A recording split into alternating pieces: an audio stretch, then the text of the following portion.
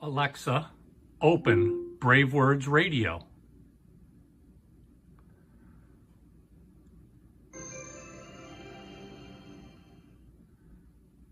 Welcome back to BraveWords Radio.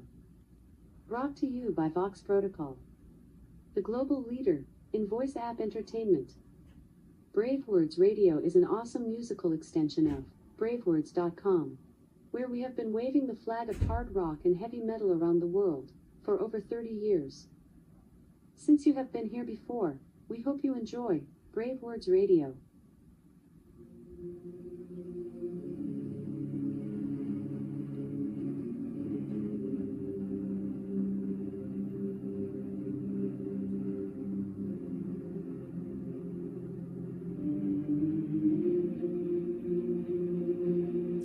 Please welcome to BraveWords Streaming For Vengeance, one of my heroes, Canadian guitar legend from Razor, Mr. Dave Carlo, and that's no word of a lie, dude.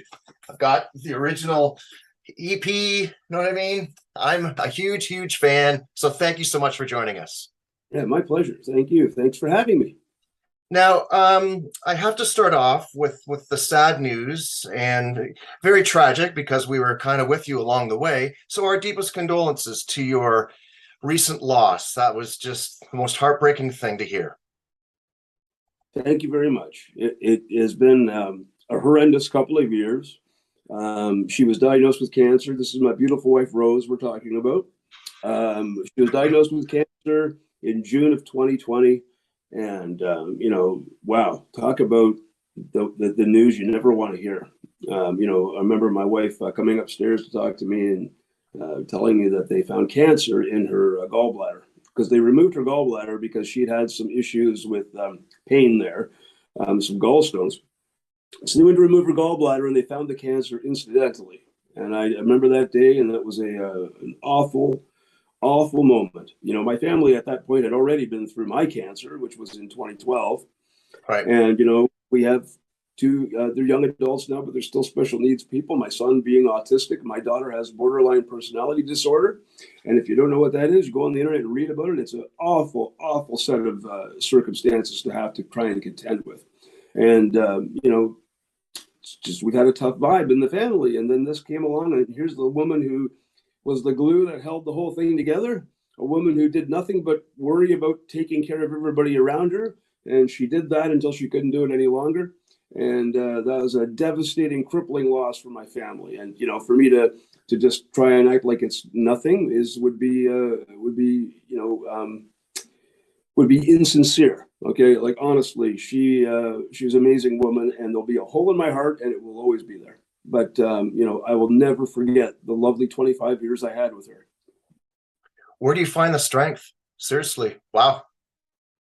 Well, honestly, I think my kids have a lot to do with it. They need me, and I know that. I've become the only parent they have now. Knowing that, and my wife and I both deeply cared about our kids and their well-being, very devoted to our kids, both of us. We were always on the same page as how we look after them and raise them and everything. So, I made a commitment to my wife, as I didn't need to make her the promise. It was going to happen anyway, that I would make sure we look after our kids to the best of my ability and get them on a decent path to trying to have an enjoyable life. Right. So that definitely empowers me, is knowing that I have to be there for my kids. And then, of course, things like my band and my music, they're very important to me too, especially since we have this new album that just came out. And it's a really important time for me to get out there and talk as much as I can and tell people about the new album, and make the case for people picking up a copy and coming to see us live and buying some Razor merch. Like the back patch. The back patch, which I absolutely love this album cover, and I think it's very 80s thrash kind of vibe to it. And so I love the artwork. The artwork was done by a very acclaimed, award-winning artist who is a partner of Ken Kelly, who is the guy who painted Kiss's Destroyer album cover. So, Really? I went to the best people I could to do the artwork. So it's really laughable when you see the complete moron on the internet making comments about the artwork being Mickey Mouse or being cartoony or being unprofessional, because this is one of the most professional graphic artists on the planet, and these 16-year-old in my mother's basement geniuses are making those kind of flippant comments about that guy. So yeah, I love the cover. Now, it's really easy to say that it's taken Razor a quarter century or 25 years to follow up their last record. That's rather insulting, I'm sure, because of all your health issues and family issues and work issues. This record certainly does not sound dated, and you're right. It's rooted, like a leopard can't change its spots, right? Razor, it is what it is, and Cycle of Contempt is one mean motherfucker of a record, and that's what we want from Razor. That's what I'm delivering as Razor. I mean, I could have done something different. There was another guy who I actually responded to directly on the internet. And by the way, before I make all these little criticisms of knuckleheads on the internet, I want to point out that 99% of the people who are on the internet are beautiful and fantastic supporters of the band and have lots of wonderful things to say. So let's make sure we're making that distinction. But of course, me and my OCD, I'll always zero in on the couple of people that annoy me. So what happens there is that, I could have made a different record. One guy was made a comment that the new album doesn't have enough diversity. And I just responded, I went, if you're looking for diversity on a Razor album, you are looking in the wrong place. You don't even know what our band's about if you're looking for diversity on a Razor album. Yes, we had one album that was experimental, Custom Killing. Right. Even the logo was different. Because we recognized it was a departure. So, if I'm going to brand it with the Razor logo, the one that we all know and love, it's not going to be diverse. It's going to be relentless, because that's what people want from Razor. Now, can I write other styles of music? Yes. Will I put them out as Razor? No. Will I put them out as something else? Maybe someday. I don't know. We'll have to see what time brings, right?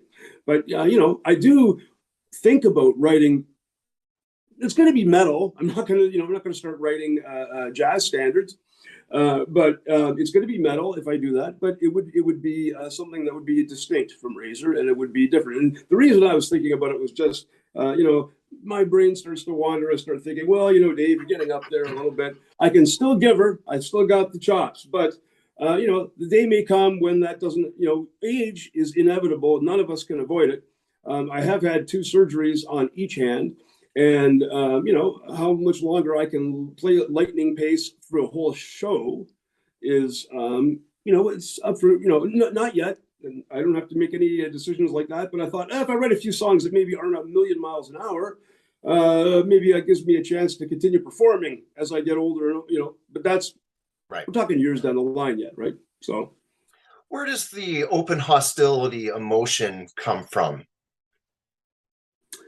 You mean just being openly hostile, or you mean the emotions? When it comes to writing music, you're openly hostile. So where does that come from, you think? Yeah, well, I would like to say that all musicians have access to all of their emotions in a very extreme way. And so that doesn't just include metal musicians. We express our emotions, our negative and our high intensity emotions through our music. But, there are, jazz pianists and blues guitarists and all kinds of other artists, opera singers. They all have bad tempers, and they all have anger issues, and they all have stuff too, So, it isn't about the style of music that says anything about the personality of the people doing it. It's just a matter of when I create the Razor music, it's always music first, and I'm just trying to write what I think are good, solid, catchy, aggressive, fast, most of the time, but not necessarily, but that's just how they come out, songs. And lyrics come later. So when we talk about hostility in the lyrics, that is something that when I'm writing lyrics, which I did about half of the album, and Mike Campanello did 3 songs, I think, and Bob Reed, I think, did 3. When I'm sitting there writing them, I have a different slant than say Mike. Like Mike writes songs about Armageddon and the end of the world and fire and all that kind of stuff. He's commenting like that, so he doesn't really have hostility in his lyrics, so to speak, just aggression.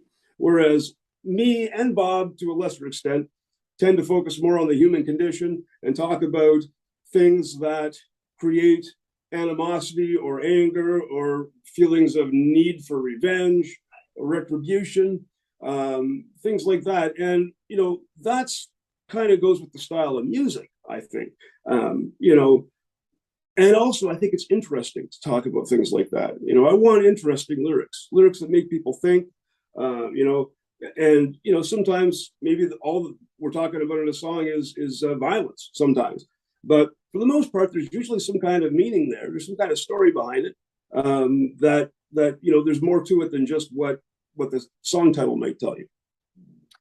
Now, as I said, 25 years. Yeah, sure. 25 years, but really, truly, how old is this material on this album?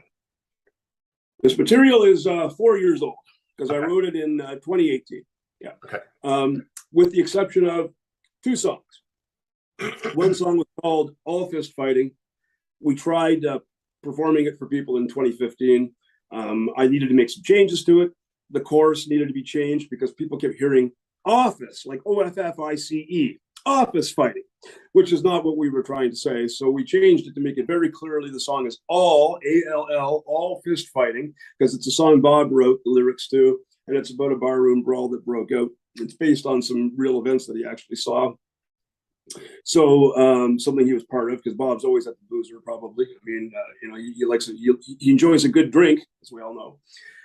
So that one, and another song called Punch Your Face In, which I wrote about 10 years ago, and almost wrote it as a joke, because I thought to myself, well, let's take this to the most extreme thing without getting into the gunfire. Let's just say, okay, so let's write a song called. So we did it almost as a joke, and I really actually wasn't going to put it on this new album. I was thinking, okay, I'm going to rework those words, but the guys in the band, and specifically Mike, pleaded with me to keep it.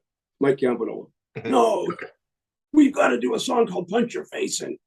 And then Mike's brother, who also liked the song, just kept telling me, that's hilarious. That's great. I said, okay, fine. We'll put Punch Your Face In on the record. So we did. So it's on the record. I was gonna put that music would have appeared, but I might have done something different with the lyrics. Not much different. Just I would have gotten the Punch Your Face In part out. But yeah, I think most people like it. So most people would say this world is just gone to shit. It's very angry, but music like Razor produces is kind of therapeutic. It kind of takes you away from the crap outside. What do you feel? Well, I think it's therapeutic for sure. I mean, definitely it helps people cope with negative emotions. I've heard that constantly over the course of our career playing.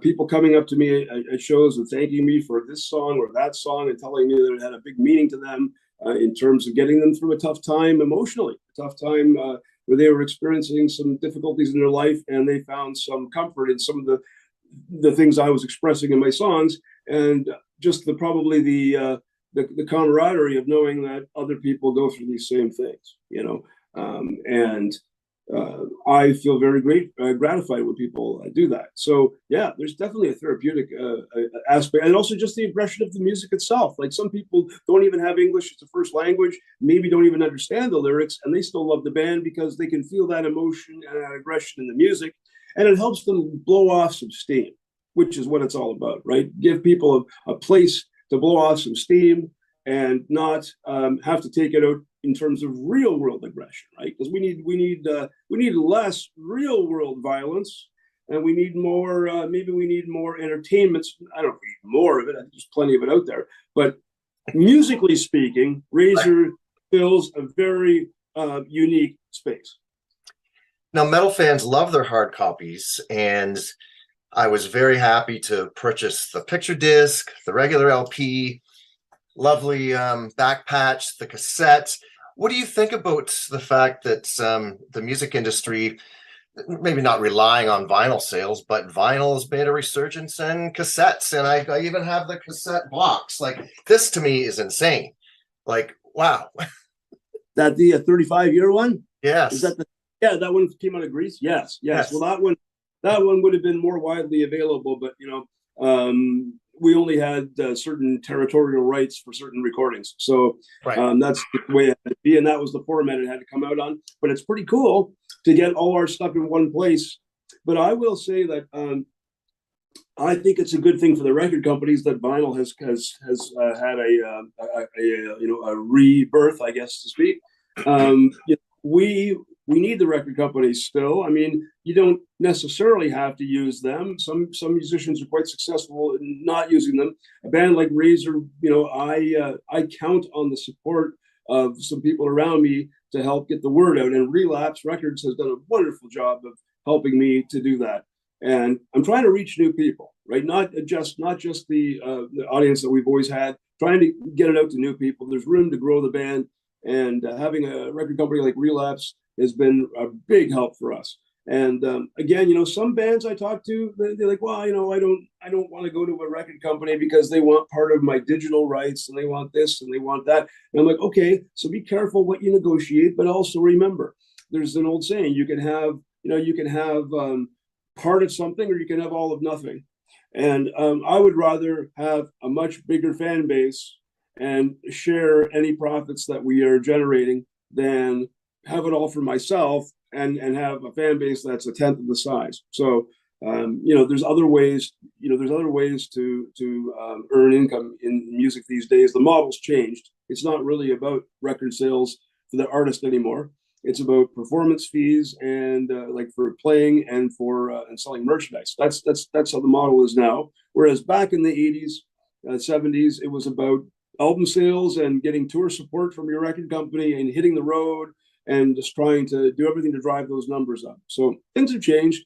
And I love when people buy the physical copy of the record, because the band gets the best return when you do that. So if you want to help the band the most, and believe me, we are not in a position where all of us are making a full-time living off of Razor. We are just not. And we're the more that we are able to move in that direction a little bit, the more likely it is you'll get a chance to see us. Because if I can get the band in a position where we're getting compensated enough that we can be out there all the time, then you'll see more of us. You'll see more of the live performances. But I really appreciate when people support the band by buying physical copies in an era when it's so easy just to stream everything. I've loved watching the whole Relapse rollout with you. I've worked with Relapse for like 30 years almost, with the magazine and everything. And their store is great to navigate. And the goods, at the end of the day, this product looks, I hate calling it product, but you know what I mean? No, it looks amazing. It looks fucking amazing, right? You know what? They're all metalheads. And that's when it's full, the place, it's a record company run by and employed with metalheads. So they have a passion for what they're doing. It's not just about, shipping as many as they can. And, obviously they need to do that to be able to keep going. It's important to have sales. I mean, that's just the way it is. There's nothing to be ashamed of to be trying to push sales and trying to get them, as long as you believe in what you're doing. And you're it's coming from the right place, which in Razor's case, it always is. I mean, I don't think anybody could ever accuse us of trying to, just be a commercial. We're not playing the right kind of music if that's all we wanted to do, right? If we were doing something beyond just putting out ear candy, I mean, we would be playing. There are many other styles we could select if we wanted to have, the kind of a success. Pick your whoever your huge artist is, right? But we play from the heart. Everything is based on what we want to do musically, without any thoughts of whether it's going to be a commercial success or not. Can we look back? Where did the need for speed come from? Why did it need to be so fast? You know what? It's the evolution of where metal was going as it came up through the 70s. Bands came and pushed the envelope, right? And not the way we do it, but we're a product of what happened there. And if you think about it, This is just off the top of my head, so I may not be completely accurate, but I think about bands that started to play faster. It started with like Black Sabbath started having songs in the early days of songs that had faster parts, like Into the Void, and songs like stuff on Volume 4, like Supernaut. Yeah, Supernaut, and what's the last song? Under the Sun. Under the Sun has a wonderful song. But anyway, Sabbath did that a fair bit. Lots of stuff on Paranoid like that too. And then, Priest started pushing things when they put out Stained Class and Sin After Sin, especially when you started seeing songs like, Exciter off of Stained Class and Rapid Fire off of Steeler. And then, Motorhead, happened. And Motorhead, I mean, even the name Motorhead means speed freak, right? Motorhead, right? And so there's kind of a dual meaning there for Motorhead. And then when they put Ace of Spades out, it just kind of moved that direction. Then look at Metallica and Slayer did. And Razor was born out of bands like Motorhead, Raven, and Slayer. I think a lot of people get confused with timing because everyone kind of puts the spotlight, obviously because they're American, on the big four, but there was stuff coming out of Canada like Exciter, Razor, and Anvil. They were in the mix at the same time. I know it wasn't called the big four in the early 80s, but were you paying attention to what was going on in the States? Did you kind of feel like a camaraderie with Anvil and Exciter, that Canada had its own extreme scene? Well, we were all cutting edge metal fans. And what I mean by that is we were the kind of guys that would be at the record store looking at imports and learning about what the newest, heaviest bands were out there. Just trying to find something that was good and heavy. And speed itself wasn't always the first thing in our mind. But I would say that we never really looked at it from any Canadian standpoint. I mean, there might have been some pride that there were some Canadian bands doing it. But honestly, the first real metal band from Canada would probably have to be Anvil, because I wouldn't put Triumph and Rush into that category. And so I'd say Anvil was the first Canadian band that was just playing metal, as to speak. So there was some pride that when Anvil came out, and those first couple of Anvil albums, I love those albums. And I also love Heavy Metal Maniac from Exciter, which came out just shortly before Razor, put out Armed and Dangerous. But I would say that we just liked all metal from all parts of the world, and a lot of it came from the U.S. But I wouldn't say any particular. Like I say, my three influences that always come to my mind when I was putting Razor's material together in the early days would be Motorhead, Raven, and Slayer played a big role towards. As we got to around 1985, because we had done a bunch of shows with them and they rubbed off on us. What do you think the heaviest riff is of all time? On a Razor record and somebody else? Well, that's a tough question. I mean, like, if you think about it now, how many albums have we done? I mean, Razor's done 9 or 10 albums, and I will leave that for other people to decide now. But I can give you my favorite, or at least for the moment. And then if we change the subject or go talk about another song, it might change. I would say that the heaviest song I've ever listened to, from my standpoint, nothing's ever struck me as heavier than Haunting the Chapel from the EP, the song Haunting the Chapel. Wow. Yeah, because of when, now it's also, some other guy will listen and go, I don't understand what he's talking about. Well, you know what, dude? You weren't there at the time, okay? I picked this EP up at a time when nothing sounded like this. It was incredibly heavy. And I mean, the only thing even close would have been Kill 'Em All, Metallica, or Show No Mercy, their first Slayer album. And if you listen to Show No Mercy, the first Slayer album, and then you listen to Haunting the Chapel, the EP that came out after it, you realize they made a gigantic leap into a more evil, heavy, awesome place. They just took it to an awesome place. That's probably the Slayer song that sucker punched me the best, is Haunting the Chapel. When I wrote that question down, I'm like, maybe I should try to answer that. And the first song that popped into my head was Postmortem. But I would agree, when the Haunting the Chapel EP came out and you heard Chemical Warfare, every track on that, 3 of them, right? It just changed the whole landscape right there. That was the one thing. Did for me, for sure. I mean, and I was listening to all kinds of metal all the time with my friends. And to me, that was a holy shit moment, right? When we got that EP. I was like, wow, these guys are fantastic. I used to think they were great, but now they are just like, this is the heaviest band in the world. That's what I remember thinking. And I didn't change my mind about that. Now, I showed you the EP, and I literally was a kid growing up in Barrie, and I found it at Sam the Record Man. So what kind of distribution did you guys have? And was it true? You go to Wikipedia, was it 2,000 copies that you guys pressed of the first EP? Give us some clarity. 1,200. And what we did was, the idea behind it was, and I don't care for people who don't really understand what we're doing, trying to evaluate it on some kind of emotional level.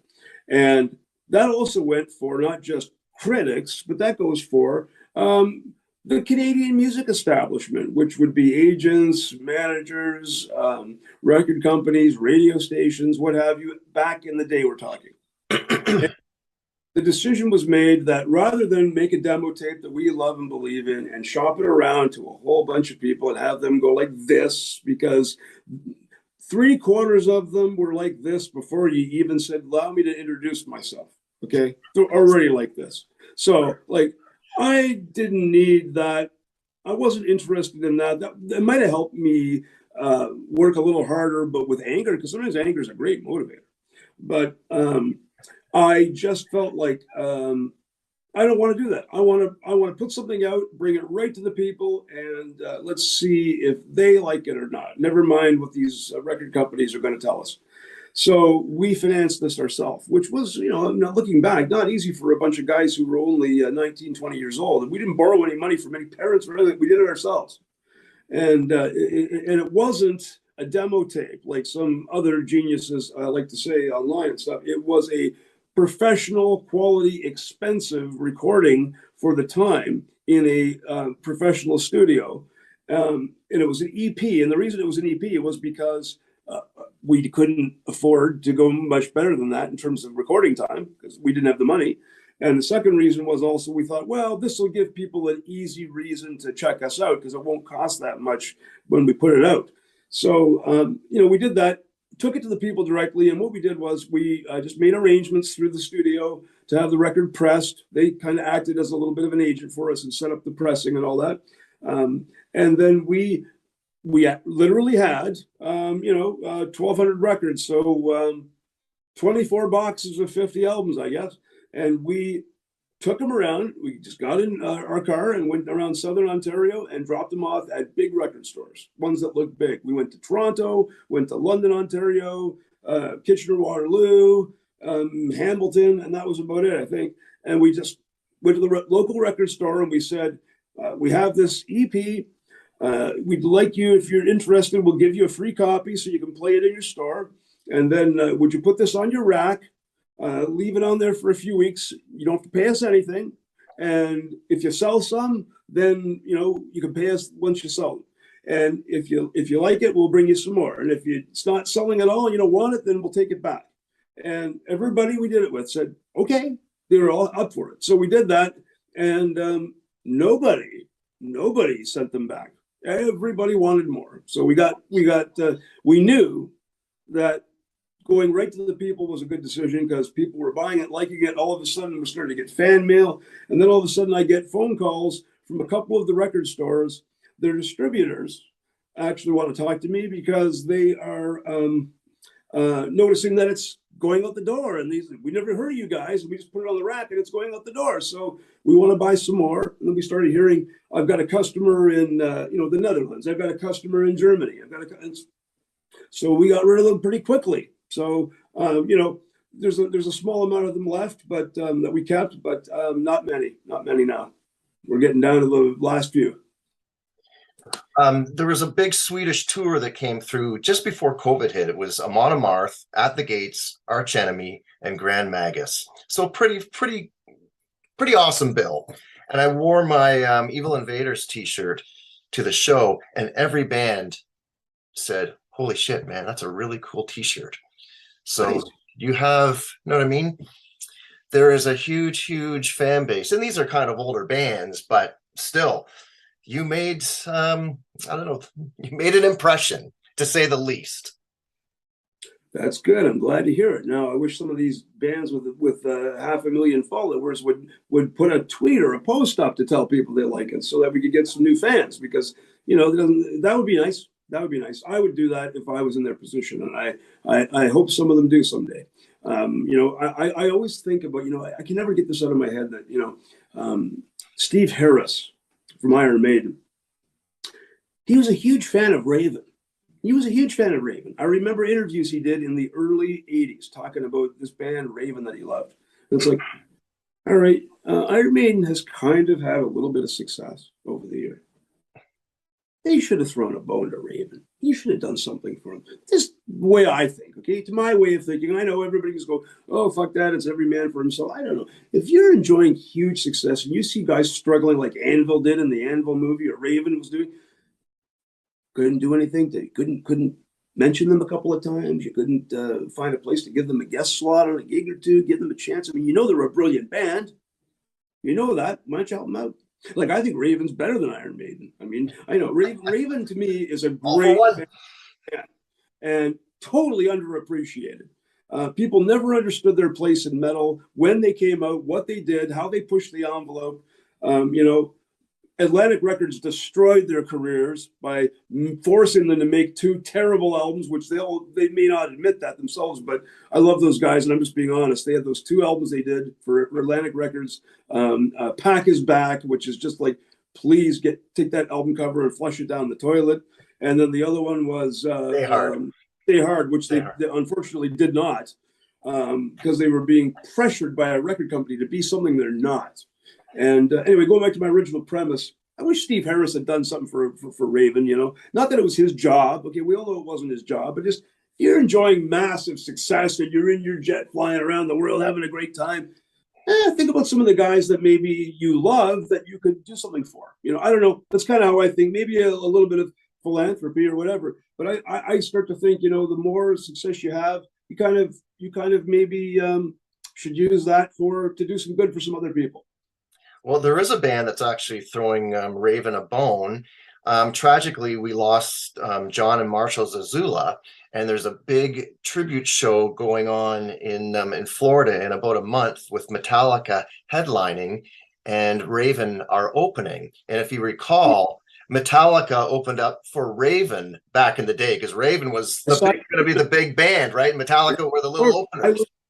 I was there at the time, and I remember that's why I talk about Raven and think that they deserved a better fate, Fantastic. I'm glad to hear that. Yeah. A couple more for you, Dave.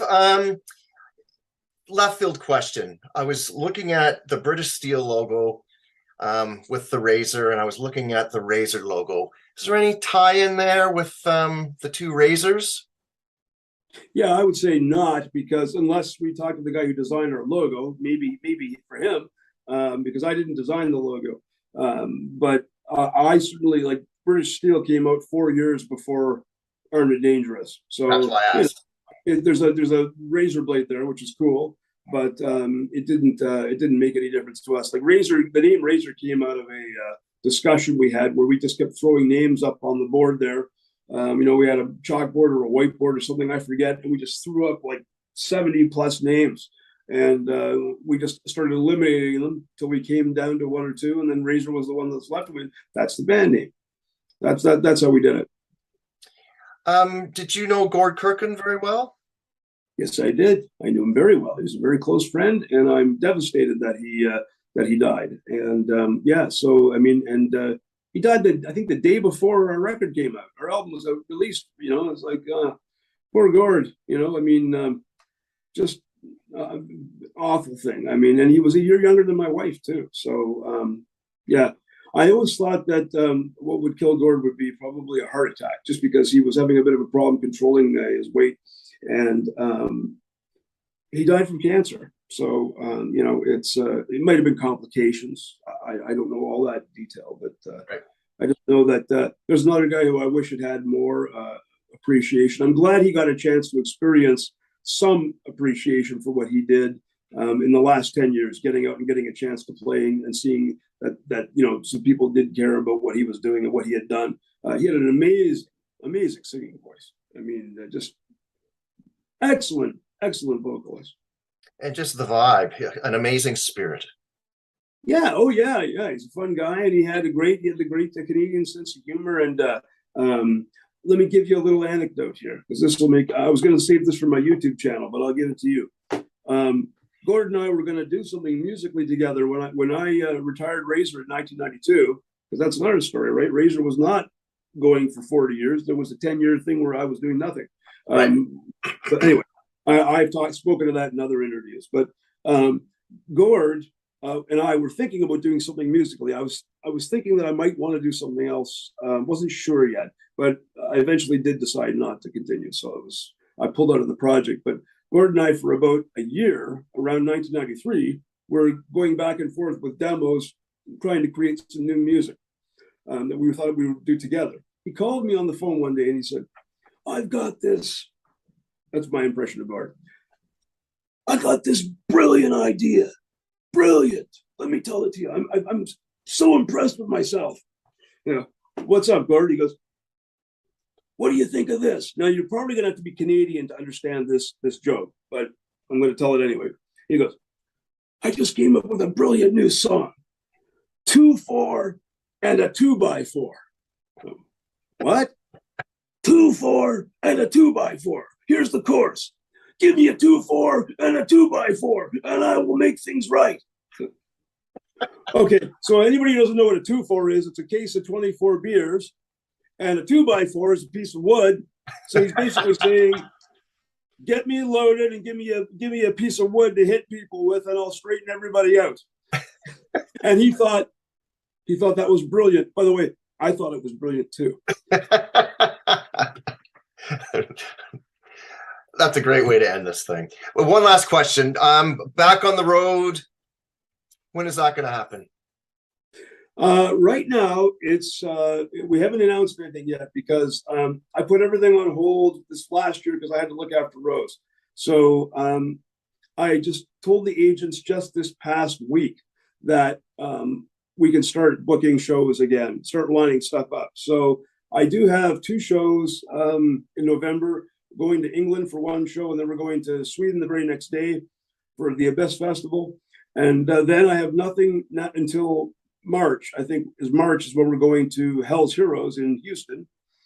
And there's a whole bunch of other stuff being worked on and discussed right now, but gotta get details sorted out. I'm not sure where we're going to spend a lot of 2023 yet, whether it's going to be Europe or it's going to be North America, or it might be a combination of the two. I've got to talk to the agents and get it sorted out, but they're working on it right now as we speak. Dude, as a fan since day one, I am just so fucking happy for you guys, and you in particular. Thank you, my friend. I appreciate it. I appreciate all the support. It's really important to me, obviously, for a whole bunch of reasons. I've been going through a lot of difficult personal stuff. I said my whole family and friends. Yeah, it's really important that I get, this is my opportunity. I'm 58 years old. I've still got some chops left in these hands. So we got to get out there and try and pick up as many new fans as we can over the next year. And I'm going to bust my balls trying to do that. And then we'll see where we are at the end of 2023. And then decisions will be made what happens next. I don't know what that will be, whether it will be, maybe I'll do another Razor album. We'll see. I have to admit, some of those awful reviews left an awful taste in my mouth. So, but having said that, most of them were very good. But those shitty reviews did not make me feel very motivated to do it again, I have to admit. I mean, I'm just being honest. So we'll wait and see. I'll take the temperature of the world in the next year. But if I feel like there's just it's a polarized response and that it wasn't successful enough, then I don't know. I'll have to see. But right now, my instincts tell me that I'm focusing on a very small number of people and letting them have way too much influence over how I feel about things. But you know what pisses me off is that when you type in Cycle of Contempt review, you get right away. Instead of giving you a choice of reviews to look at, it gives you that bonehead angry metal guy's comments right at the top of the screen. Google has done me the favor of having this guy who completely misunderstood the record and the whole project, and pontificating about stuff he knows nothing about. And he's the guy who has the first say on whether or not it's a good album or not. And I say this to people: if you like Slayer, you'll probably like Razor. If all you care about, by the way, I think the album production is beautiful. Okay, I love the production on this album. And when you get, I know it's supposed to be a last question, it's supposed to be a quick answer, but I'm going to just say this because I want to make this point. To people who are reviewing records, if all you're talking about is production, you're a knucklehead for a whole bunch of reasons. The main reason is that everybody's got different equipment. Everybody's listening to this stuff on different equipment.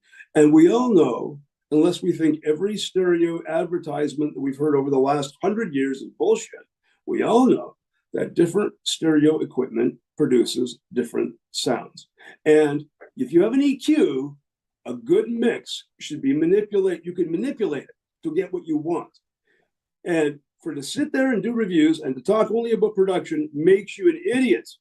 You should be evaluating songwriting. You should be evaluating creativity. You should be evaluating, and also you should be evaluating